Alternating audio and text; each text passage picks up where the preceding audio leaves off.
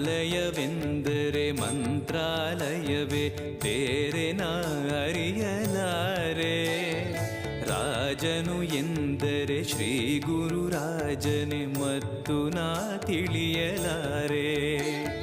ಆಲಯವೆಂದರೆ ಮಂತ್ರಾಲಯವೇ ಬೇರೆ ನಾ ಅರಿಯಲಾರೆ.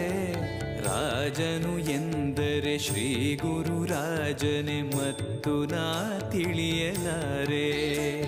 ಸಾಗರವ ಭವ ಸಾಗರವ ದಾಟುವ ವೈರಾಗ್ಯ ಕೊಡುವ ಶಾಶಿರದ ಹರಿನಾಮವನ